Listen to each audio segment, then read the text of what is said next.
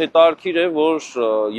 երբևէ պատմության մեջ Բելարուս պետությունը որպես հենց այդ անվանումով առանձին պետություն ձևավորվում է, նա դառնում է այդ պետության փաստացի առաջին իշխող անձը։ Ստացվում է, որ ժամանակակից Բելարուս պետության ձևավորման եւ սկզբնական կայացման գործում չափազանց մեծ է եղել Ալեքսանդր Մյասնիկյանի ներդրումը։ Այս ազգանունը